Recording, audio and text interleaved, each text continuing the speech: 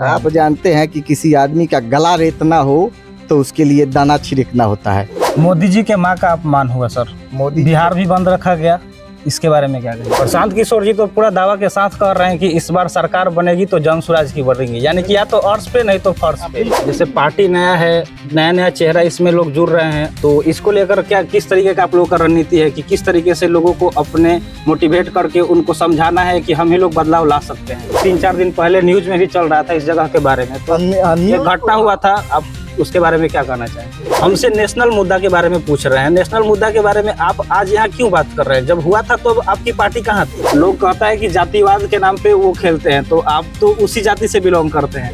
नमस्कार, जैसा कि आप जानते हैं कि बिहार में विधानसभा चुनाव का सरगर्मी काफी तेज हो गया है, खासकर बैकुंठपुर में, क्योंकि आए दिन न्यूज में आप देख रहे होंगे कि कहीं ना कहीं कुछ ना कुछ चल रहा है। इस चर्चाओं के बीच हमारे बीच मौजूद हैं जन स्वराज के कुछ कार्यकर्ता और नेता और भावी प्रत्याशी भी हैं, तो इन लोगों से कुछ हम बातचीत करेंगे कि जो जन स्वराज है इनका क्या मोटिव है।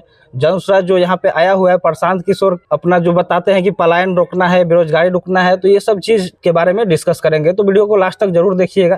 तो सबसे पहले हम बात करेंगे, हमारे साथ मौजूद है मनोज यादव जी, तो आपका बहुत बहुत स्वागत है सर। बहुत बहुत धन्यवाद आपको भी।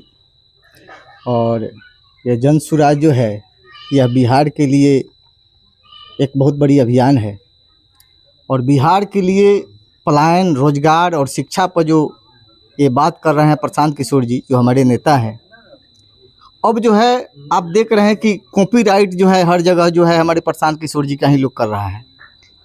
इनका ही मुद्दा था पहले, जो है इन्होंने सरकार में नहीं रहने के बाद भी इन्होंने आवाज़ उठाया कि वृद्धा पेंशन को जो है 2000 हमारी सरकार आएगी तो करेंगे। आज देख रहे हैं जो आज जो है एनडीए की सरकार है, जिसमें नीतीश कुमार जी मुख्यमंत्री है। प्रशांत किशोर के ही मुद्दा को लेकर के और भी पार्टियां जो चिल्लाई, आज जो है 400 से 1100 किया गया। तो यह जन स्वराज का अभी शुरुआत है। इस दौर में जो है लोगों के अंदर डर पैदा हुआ है। तो जन स्वराज तो एक अभियान है जो शिक्षा पर बात कर रही है, रोजगार पर बात कर रही है, पलायन को रोकने का काम कर रही है, और 2025 के में जन स्वराज ही सरकार बनाएगी और बिहार के लोगों को बहुत बड़ी उपलब्धि प्राप्त होने जा रही है। प्रशांत किशोर जी तो पूरा दावा के साथ कह रहे हैं कि इस बार सरकार बनेगी तो जन स्वराज की बढ़ेंगी, यानी कि या तो अर्श पे नहीं तो फर्श पे। बिल्कुल बिल्कुल यही सत्य है। ये जन स्वराज की ही सरकार बनने जा रही है। अभी लोगों को ये समझ में नहीं आ रहा है, इसलिए कि जन स्वराज के साथ जो भी लोग जुड़े हुए जो वोटर है वो काफ़ी कमज़ोर वाले लोग हैं। चूँकि वैसे लोग हैं जो साइलेंट मोड में हैं, वह कमज़ोर लोग हैं, गरीब लोग हैं, इलिटरेट पर्सन लोग हैं। ऐसे लोग जो है जन स्वराज के वोटर है, वह कभी रास्ते पर जा कर के जन स्वराज के नाम पर वह नारा नहीं लगा सकता है कि हम जन स्वराज के वोटर है। इसलिए लोगों को यह समझ में नहीं आ रहा है। जैसे पार्टी नया है, नया नया चेहरा इसमें लोग जुड़ रहे हैं, तो इसको लेकर क्या किस तरीके का आप लोगों का रणनीति है कि किस तरीके से लोगों को अपने मोटिवेट करके उनको समझाना है कि हम ही लोग बदलाव ला सकते हैं? बिल्कुल, अब लोग समझ भी रहे हैं। आज तो सोशल मीडिया का युग है। इसको देख करके तो 90% लोग जो है सोशल मीडिया को देख करके प्रभावित लोग हो चुके हैं। नई पार्टी से कोई होने वाला नहीं है। नई पार्टी जो है आम आदमी पार्टी जो है पहली बार पार्टी बनी है, और वहाँ केजरीवाल जो है दिल्ली में सत्ता बदलते हुए नजर आया। तो यह जो है नई चीज़ नहीं है कि नई पार्टी है तो ये नहीं होगा वो नहीं होगा। केजरीवाल भी तो नए लोग थे और एक बार जो है बड़े सत्ता को जो है पलटने का काम किया, तो ये नई पार्टी कोई माने नहीं रखता है। अभी आप जहाँ पे बैठे हुए हैं सर, इस जगह से आप परिचित हैं? यह जगह तो परिचित है, हमारे क्षेत्र में आता है, तो ना परिचित का कहाँ नहीं, सवाल अभी है? कुछ दिन 3-4 दिन पहले न्यूज में भी चल रहा था इस जगह के बारे में, तो एक घटना हुआ था, आप उसके बारे में क्या कहना चाहेंगे? न्यूज को मैंने देखा। न्यूज में बहुत सारी चीज़ तो समझ में नहीं, लेकिन इतना समझ में आ रहा है कि यहाँ के जो वर्तमान विधायक है प्रेम शंकर यादव, आरजेडी से विधायक हैं।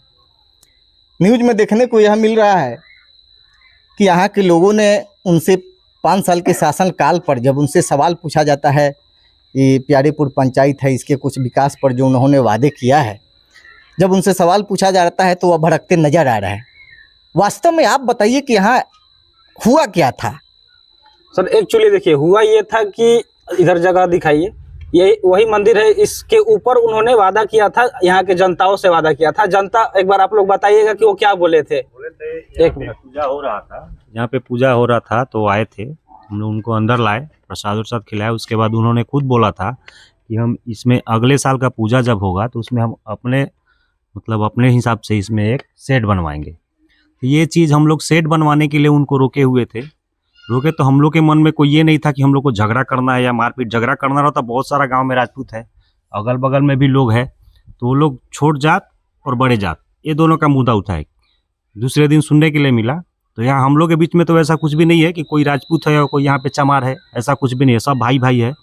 हम लोग यही चीज़ पूछने के लिए फ़ोन उनको यहाँ पे रुकवाए, पूछे, जब तक कि उनके जो कार्यकर्ता थे वो लोग आग बबूला हो गए और इसी चक्कर में हल्ला गुल्ला हो गया। तो ऐसा नहीं था सर कि इन लोगों ने खुद से पूछा या कोई उस तरीके का भड़काऊ, इन लोगों ने मेरे माध्यम से पूछवाने का काम किया कि सर आप ही पूछ लीजिए जो भी चीज़ है। तो डायरेक्ट हमने उस चीज़ को उठाया, तो उन्होंने बात को इस तरीके से घुमाया। बिल्कुल, जनता का यह अधिकार है कि अपने बातों को किसी मीडिया, किसी सोशल मीडिया के तहत अपनी बातों को किसी नेता के सामने रखना, यह तो जनता का अधिकार है। और जनता अपनी अधिकार को, उस वीडियो को मैंने देखा हो, अगर वास्तव में यहाँ के विकास के बारे में पूछा गया है तो यहाँ के विकास के बारे में जनता यहाँ से उनसे सवाल कर रही है, और सवाल को भटका करके उन्होंने मणिपुर की चर्चा करने का काम किया है, इस वीडियो में देखने को मिला हुआ है। बताइए कि हमसे नेशनल मुद्दा के बारे में पूछ रहे हैं, नेशनल मुद्दा के बारे में आप आज यहाँ क्यों बात कर रहे हैं? जब हुआ था तो आपकी पार्टी कहाँ थी? बिल्कुल, यहाँ जो है आप यहाँ के विधायक हैं और यहाँ का जनता जो है ना दिल्ली और नेशनल पर सवाल नहीं करेगी ना। यहाँ के जनता जो है पंचायती विकास, यहाँ के प्रखंड विकास के बारे में चर्चा करेगी। तो आप यहाँ जो वादे किए हुए हैं यह पूछना जनता का अधिकार है, बिल्कुल पूछेगा ही।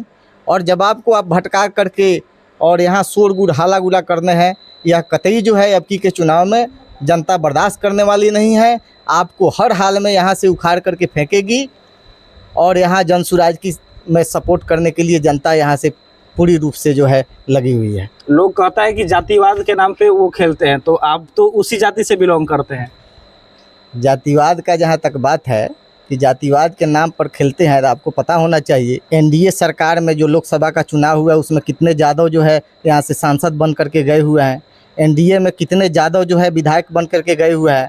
तो क्या लालू जी के नाम पर, क्या यादव के नाम पर केवल राजद को ही वोट देने वाले यादव हैं?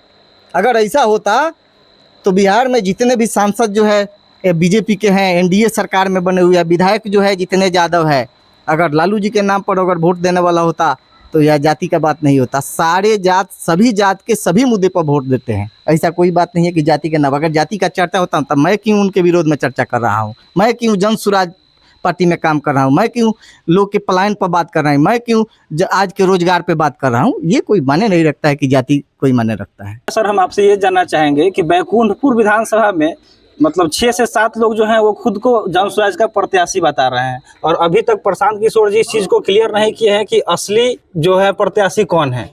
देखिए, दावेदार जो है बैकुंठपुर नहीं, सारे विधानसभाओं में दावेदार 5-6, कहीं कहीं 10-10 भी दावेदार लोग हैं। लेकिन हम लोग जो है जन सुराज के ईमानदार लोग हैं।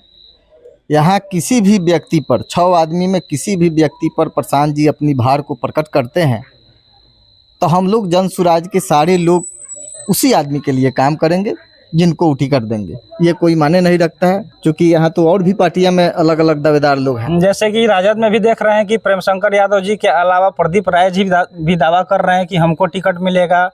बीजेपी में भी अभी विकास सिंह जी आए हुए हैं, वो भी दावा कर रहे हैं। देखिए, अब जो है यहाँ तो ये क्लियर है, ये सब बात जो है ये बाकी लोग दावेदार कर रहे हैं, गलत कर रहे हैं, चाहे वो प्रदीप यादव जी हो। यहाँ राजद का टिकट जो है फाइनल है, यहाँ से वो सिटिंग विधायक है प्रेम शंकर यादव, उन्हीं आदमी को टिकट मिलेगा। रहा बात एनडीए का, एनडीए में दावेदार जो है मिथिलेश तिवारी, मंजीत सिंह है।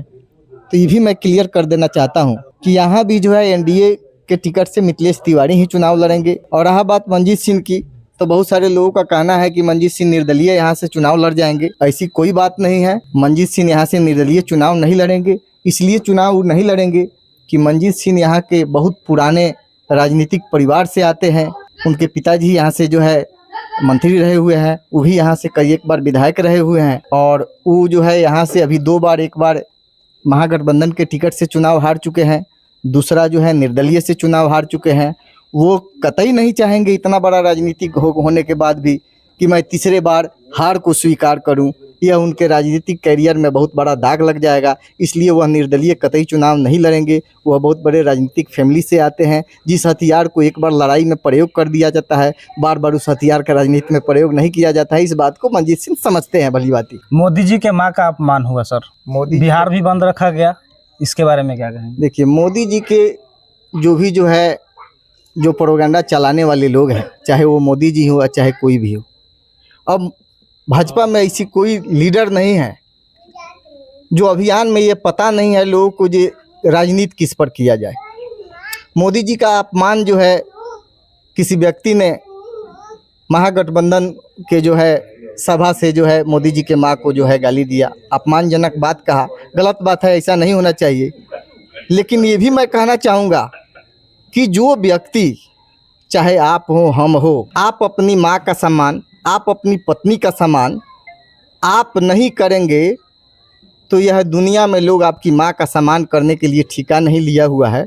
मोदी जी खुद अपनी पत्नी का जीवन में सम्मान नहीं किया।